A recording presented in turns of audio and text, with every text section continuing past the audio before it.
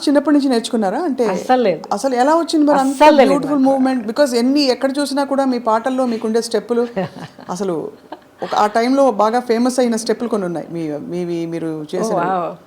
So and also చిక్బుక్ రైలు of course ఒక కింగ్ ఆఫ్ డాన్స్ ఆయన. చిక్కుబుక్ రైలైతే యాక్చువల్లీ ఆ ఫిల్మ్ కొరియోగ్రఫీ తలక గ్రామరే మారిపోయింది. అప్పుడు దాకా ఒక స్టైల్లో వెళ్తూ ఉండింది. ఆ సినిమాలో ప్రభుదేవ అండ్ రాజు సుందరం ఇద్దరు వాళ్ళ నాన్నగారు సుందరం మాస్టర్ గారి గైడెన్స్లో ఫుల్గా మార్చి పారేశారు. అండ్ నాకు అస్సలు డాన్స్ రాదండి, అస్సలు డాన్స్ రాదు. ఎక్కడ అలా అనిపించదు? ఎక్కడ మీరు +2 చదివేటప్పుడు అందరూ నేర్చుకునేటట్టు నేను కూడా కూచిపూడి క్లాస్కి వెళ్ళేదాన్ని. బాలాక్క టీచర్ అక్కడ బ్యాక్ కొట్టి ఒక పాస్చర్ తెప్పించి బేసిక్స్ అంటే నేర్చుకున్న తర్వాత ఇండస్ట్రీకి వచ్చేసా. I never knew how to dance at all. చేసి చేసి చేసి చేసి నన్ను ట్రైన్ చేసుకున్నాను. బేసిక్లీ రిథమ్ అంటే ఏంటి, మూవ్మెంట్స్ అంటే ఆ బాడీ మూవ్మెంట్ అంటే ఎలాగా, బాడీ అనేది ఒక నార్మల్ యాక్షన్ సీన్ నుంచి ఒక సాంగ్ సీక్వెన్స్కి ఎలా మనల్ని మార్చుకోవాలి. బికాజ్ వర్కింగ్ సో మచ్ అండి, 24 అవర్స్లో మనం ఆల్మోస్ట్ 18 అవర్స్ నేను సెట్లో ఉండేదాన్ని. డైలీ ఒక 2 షిఫ్ట్స్ వర్క్ చేసేదాన్ని. సో అంత వర్క్ చేస్తున్నప్పుడు అది ఆల్మోస్ట్ ఒక బ్రీదింగ్ లాగా అయిపోతుంది మనకి. సో మరి అందుకనే బహుశా మీరు అంత అజైల్గా కనిపించేవారు స్క్రీన్ మీద. యువర్ సో అంటే ఎలా చెప్పాలి, ఫ్లూయిడ్గా ఉండేది మీ పర్ఫార్మెన్స్ అంతా కూడా.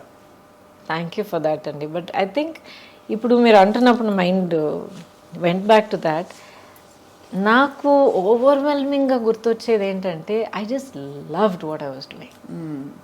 నాకు ఇన్ని గంటలు పనిచేస్తున్నాను నాకు అసలు నిద్రే లేదే, టైంకి తినలేదు, లేకపోతే కాళ్ళు నొప్పి పెడుతున్నాయి, నథింగ్. నెక్స్ట్ ఏంటి, ఏ సినిమా, ఏ షూటు, ఏం సీన్, ఏం చేస్తున్నావు. It was a fantastic thrilling ride for me అనమాట. అండ్ ఇట్స్ చాలా గొప్ప బ్లెస్సింగ్ అండి. Almost 37-38 years now.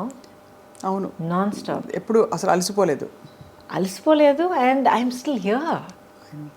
And you look so radiant. అంటే ఇది ఏదో ముఖస్తుతికి చెప్పడం కాదు, బట్ మీ స్కిన్ కానీ మీ కళ్ళు కానీ యూ జస్ట్ అంటే it's very hard to imagine time has gone by but you haven't అసలు ఒక ఇది కూడా కనిపించట్లేదు. దాని ఆనవాళ్ళు ఎక్కడా కనిపించట్లేదు, కాలం ఇలా పరిగెట్టిందని. థ్యాంక్ యూ అండి. But I'm blessed. I'm really blessed. ప్రాక్టికల్గా చెప్తాను ఒక విషయం. ఇప్పుడు అసలు ఏం కనిపించట్లేదు, అలాగే ఉన్నారు, స్కిన్ అంతా అంటున్నారు కదా. Thank you for that. But ప్రాక్టికల్గా చెప్పాలంటే మనం ఎలా బ్రతుకుతున్నామో చాలా ఇంపార్టెంట్. నాట్ జస్ట్ ఎక్సర్సైజ్ చేస్తున్నామా, ఇన్ని క్యాలరీస్ తింటున్నామా, ఇది చేస్తున్నా, నో. హాలిస్టిక్గా నన్ను నేను ఎలా గమనించుకుంటున్నాను, మైండ్, బాడీ అండ్ సోల్. ఇప్పుడు నేను కూడా చాలా horrible time of my life నేను దాటుకుని వచ్చాను. చాలా హారబుల్. అసలు ఇప్పుడు రైట్ నౌ నేను ఫైట్ చేస్తున్న బ్యాటిల్ గురించి మీరు విన్నారంటే కొంచెం మీకు తెలిసి ఉండొచ్చు. I'm fighting a legal battle to get all my life earnings back.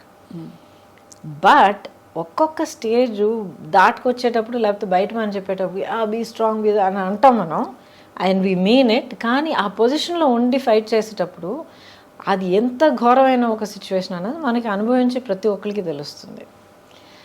Now I realize through all of that you need to find something within yourself. మనలో మనం ఒక యాంకరింగ్, ఒక సెంటరింగ్ ఒకటి చేసుకోవాలి. ఏం జరిగినా, ఎన్ని పడవలు కూలిపోయినా, ఎన్ని స్టార్మ్ విండ్స్ మనల్ని కొట్టుకుపోయినా, ఏం జరిగినా సరే యూ హ్యావ్ టు మనం అంటూ ఒక యాంకర్ పెట్టుకోవాలి మనం. And once you have that it can be how you live your life. నా లైఫ్ నేను ఇలాగే ఉంటాను, ఇలాగ ఆలోచిస్తాను, లేకపోతే ఇది నా ప్యాషన్, ఇది నా లవ్ ఆఫ్ మై లైఫ్, లేకపోతే ఇది నా goal, my aim, my dream, ఏదో ఒకటి ఉండాలి. సో నాదేంటంటే లాంగ్ బ్యాక్ నేను ఒక నిర్ణయం తీసుకున్నాను, నేనుగా ఉంటాను. ఒక సినికల్గా మారడం, అవును ట్రాజడీస్ చూశాను, అవును మనుషులు నన్ను చీట్ చేయడం అనేది నేను చూశాను, ఆర్ పీపుల్ కమింగ్ విత్ ఒక డిసీట్ఫుల్ ఇంటెన్షన్ అనేది నేను చూశాను, ఒకళ్ళనొకళ్ళు హర్ట్ చేసుకోవడం ప్రొఫెషనల్ లైఫా పర్సనల్ లైఫా రెండు everything all put together. Professional I don't think so, but around in life, in life especially మీరు as you get old you become a parent, లైఫ్ని ఇంకో కొత్త పర్స్పెక్టివ్లో చూస్తారు మీరు. మీ చుట్టూ ఉన్న అప్పుడు దాకా మీకు అసలు మీ నోటీస్కే రాని కొన్ని విషయాలన్నీ మీరు కొత్తగా యాజ్ అ పేరెంట్గా మీరు చూసేటప్పుడు అన్నీ మీరు క్లియర్గా అబ్జర్వ్ చేయడం మొదలు పెడతారు. బికాజ్ ఓకే, నా బిడ్డని దీని నుంచి కాపాడాలి, నా బిడ్డని దీని నుంచి కాపాడాలి అని మనం చూడడం మొదలు పెడతాం. అప్పుడు I became aware of the world around me అనమాట. Because I was single parent. అవును, సింగిల్ పేరెంట్గా నిలబడి, I was also an orphan child. ఎందుకంటే అమ్మ పోయారు, తర్వాత నాన్నగారు పోయారు. అప్పుడు మీరు కోప్ అవుతున్నారు ఆ లాస్ తోటి? Had to, no choice. Breaking down, feeling sad for myself ఛాన్సే లేదు. నేను కూర్చుని పోతే ఇంకా నా పాపని ఎవరు చూసుకుంటారు? ఎవరు లేరు. So I just focused on that. What next, దానికోసం నేనేం చేయాలి, నెక్స్ట్ ఇప్పుడు నేనేం చేయాలి, రేపటికి ఎలా ప్లాన్ చేయాలి, ఇది ఒకటే తప్ప. Very single minded. But when I said I will be myself అంటే నాలో కొన్ని క్వాలిటీస్ ఉన్నాయి. ఆ క్వాలిటీస్ నేను వదిలిపెట్టను, కాంప్రమైజ్ అవ్వను. అవి తెలుసుకోవడమే పెద్ద గగనం అండి. మనం ఏంటో తెలుసుకోవడం అన్నది I discovered it's a process. ఇప్పుడు కూడా ఈ లేటెస్ట్ ఛాలెంజ్ దాటుకొచ్చేటప్పటికి నాలో కొన్ని విషయాలు నాకే తెలిసి వచ్చాయి. So you feel good. Correct, అవును. బట్ సింగిల్ పేరెంటింగ్ కష్టం అనిపించిందా గౌతమి గారు? చాలా ఒక్క మాట చెప్తాను, నిజంగా కష్టం ఏంటో నాకు తెలియదు, కానీ చాలా విధాలుగా it was easier for me. Because ఇద్దరు కాన్ఫ్లిక్ట్ ఆఫ్ ఒపీనియన్ లేదు. కరెక్ట్. ఆ తర్వాత ఒక కన్సిస్టెన్సీ ఉండింది. అండ్ ఇప్పుడు దాకా అమ్మ అంటే అదంతే. షీ నోస్, అమ్మ ఒక మాట అందంటే షీ మీన్స్ ఇట్ అనేది తెలుసు తనకి. నో అని అంటే నో, వీల్ సీ అంటే నిజంగా we'll see, I'll do my best అన్నది. ఎందుకంటే lot of parents we'll see అని చెప్తే అది తర్వాత అంతే, అది గాంధీ లెక్క. అది కాదని. So there are certain things that I can be counted on, I will say what it is అనేది.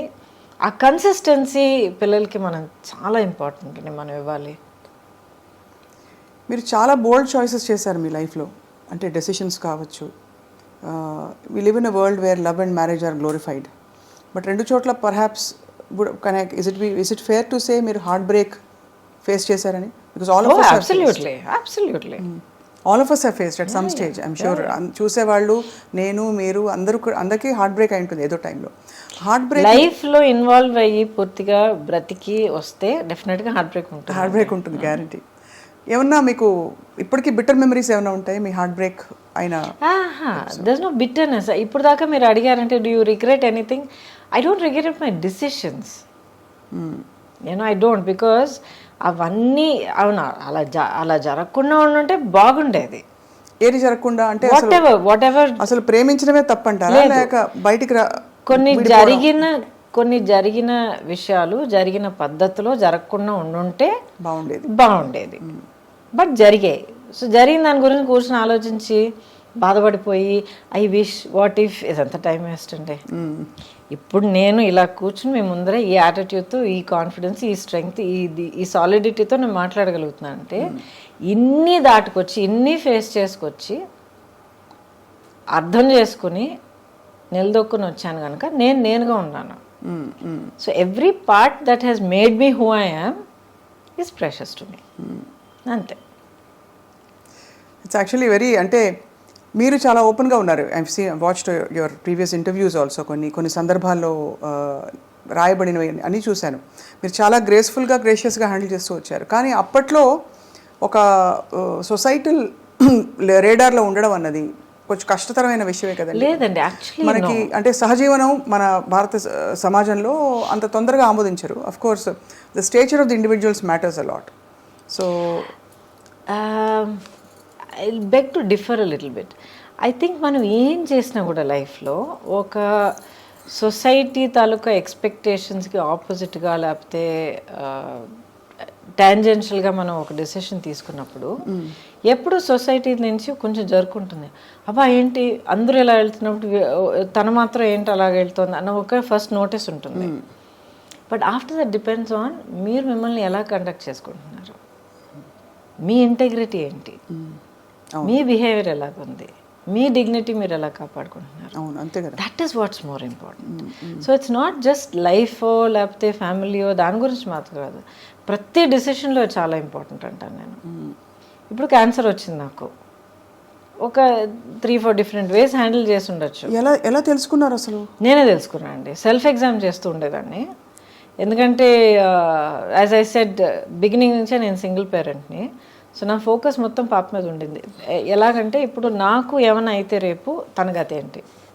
అవును, మా అన్నయ్య ఉన్నాడు కానీ ఎక్కడో అమెరికాలో ఉన్నాడు.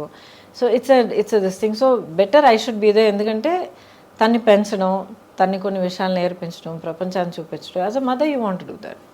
So I have to take care of myself. నన్ను నేను ఇప్పుడు జాగ్రత్తగా చూసుకుంటేనే నేను ఇంకా ఉండగలుగుతాను తన కోసం అనే దాంట్లో నా హెల్త్ని కొంచెం గమనించడం మొదలుపెట్టాను అనమాట.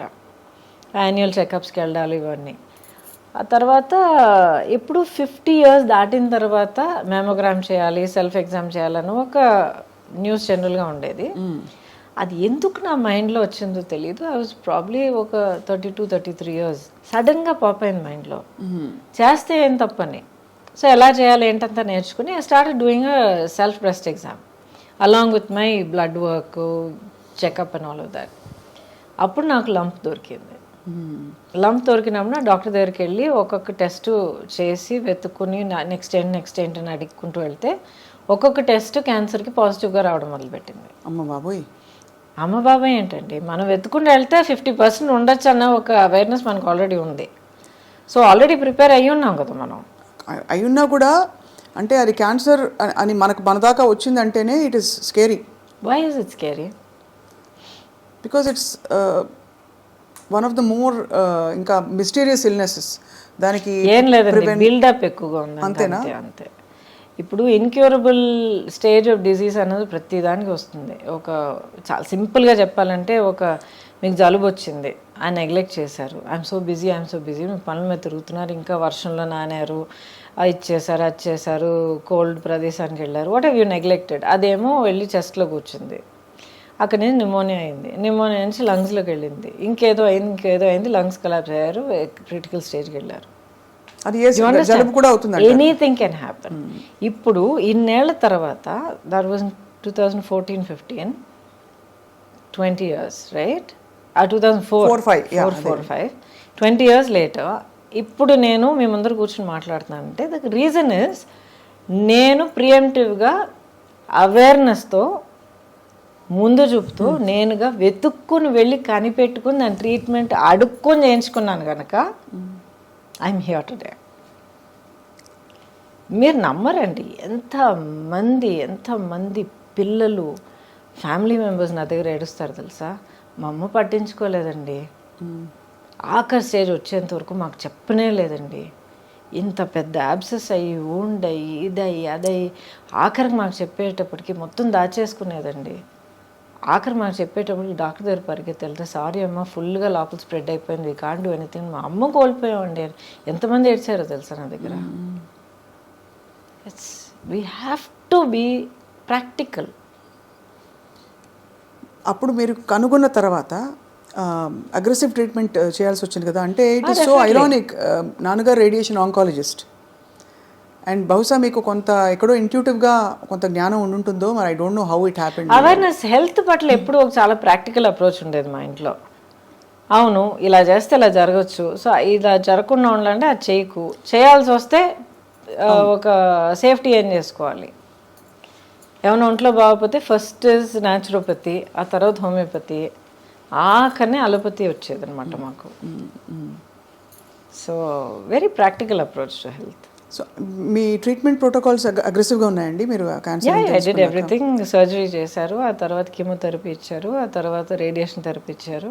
హూ వాజ్ విత్ యూ ఆ టైంలో మీకు తోడు? I had people all around me. And first day 1 నుంచి సుబ్బలక్ష్మి వాజ్ విత్ మీ. ఇంత పాపగా ఉన్నా కూడా ఎక్స్ప్లెయిన్ చేశాను, ఇలా అమ్మకు ఇలాగ ఒక లంప్ లాగా వచ్చింది, ఆపరేషన్ చేస్తాం, ఆ తర్వాత హెయిర్ కట్ చేస్తాం, ఆ తర్వాత జుట్టు ఊడిపోయినా ఊడిపోవచ్చు, ఇట్స్ ఆల్ రైట్, మళ్ళీ వచ్చేస్తుంది. ఇలా ఆపరేషన్ చేసిన తర్వాత ఇలా బ్యాండేజ్ ఉంటుంది, కీమో, మొత్తం everything has to explain to her అనమాట. స్కూల్ ఫినిష్ చేసుకుని కిండర్గార్టెన్ స్కూల్ ఫినిష్ చేసుకుని వచ్చి హాస్పిటల్ బెడ్ మీద పడుకుని కార్టూన్ చూస్తూ ఉండేది. ఇక్కడ కీమో ఎక్కుతూ ఉండేది.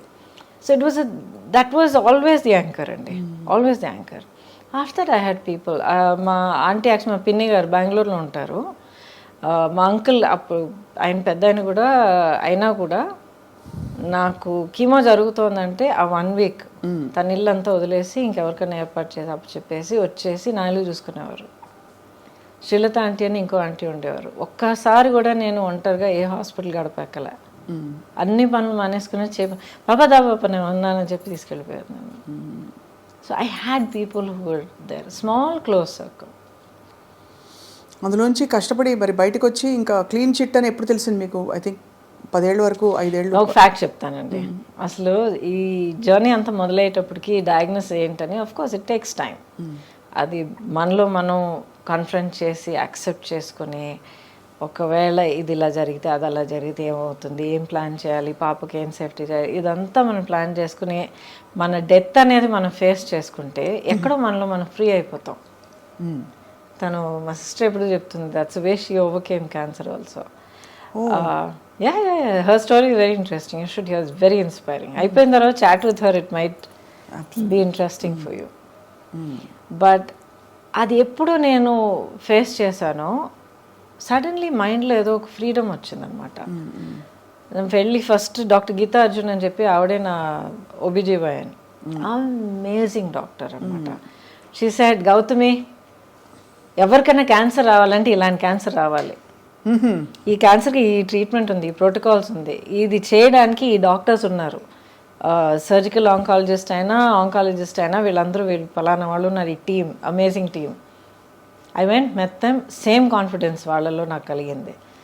I close my eyes, I went for it. ఒక్కసారి గూగుల్ చేయలే, 10 మందిని అడగలేదు. ఎందుకంటే క్యాన్సర్ అనేది అందరికీ ఇండివిజువల్గా ఉంటుంది. సేమ్ మందు ఒక్కొక్కరి మీద ఒక్కొక్కలాగా పలుకుతుంది అనమాట, పనిచేస్తుంది. So experience are different. I went through my journey. Lot of pain అండి. It's not easy. ఫిజికల్గా, ఎమోషనల్గా ఇట్ డ్రైన్స్ యూ అవుట్, ఇవన్నీ వింటాం. ఎమోషనల్గా అంటే ఇప్పుడు ఫిజికల్గా మీకు స్ట్రెంగ్త్ లేకపోతే ఎమోషనల్గా కూడా డల్ అవుతారు కదండి. అవునవునవును. But did it break my spirit? No. ఎందుకంటే మొదటి నుంచి అదొకటి నేను డిసైడ్ చేసుకున్నాను, this cancer is not going to get me. That's the spirit. Yes, it's not going to get me. చూద్దాం. ఇప్పుడు కొంతమంది చెప్తారు make your cancer your friend అంటారు. అది నాకు మొదట్లో అర్థం అయ్యేది కాదు. యూ రియలైజ్ అది మీ ఎనిమి కాదు, అది పెద్ద భూతం కాదు, మీ బాడీలో జరుగుతున్న ఒక అబ్నార్మాలిటీ ఆఫ్ గ్రోత్ అంతే. సో ఫస్ట్ మీరు ఎంత స్ట్రెస్ అయ్యి, ఎంత భయపడిపోయి, ఎంత బాధపడిపోయి కుంగిపోతారో అంత negative chemicals and negative hormones బాడీలో జనరేట్ అయ్యి, నేను చాలా సింపుల్గా చెప్తున్నాను, జనరేట్ అయ్యి ఆ క్యాన్సర్ గ్రోత్ని ఇంకా ఫీడ్ చేస్తాయి. మీరు ఎంత పాజిటివ్గా స్ట్రాంగ్గా ఉంటారో అంత positive chemicals and hormones generate అయ్యి దీన్ని ఫైట్ చేస్తాయి. సింపుల్గా చెప్పాలంటే చాలా mind set is so important. And that is the blessing. మీరు అంటే అలాంటి మైండ్ సెట్ ఉండడం, మీకు అమ్మ నాన్న లేకపోవడం, చిన్నపిల్లతో సింగిల్ పేరెంట్గా ఉండడం, at the same time me career అంత బంగారం లాంటి కెరీర్, ఇప్పుడు నెక్స్ట్ వాట్, ఎలా నేను ఇప్పుడు ముందరికి వెళ్ళాలనే క్వశ్చన్ మార్క్. సరే, ఎమోషనల్ లోన్లీనెస్ అన్ని స్టేజెస్లో ఉండడం, it is okay, everybody has, all of us have. So ఆ టైంలో మీరు కోపప్ అవ్వడం అంటే it's a brilliant story of success actually చూడాలి. ఇంకోటి సింపుల్గా చెప్తానండి, what is the option? Option లేదు, కానీ you can't, but not an option అంతే. దాని తర్వాత బట్ లేదు. You can't give up. ముందుకు వెళ్ళడానికి మార్గం వెతుక్కుంటాం అంతే. గివ్ అప్, ఫెయిలియర్ అనేది నాకు ఒక ఆప్షన్ అయినప్పుడు ఇటు అటు ఆలోచిస్తాను.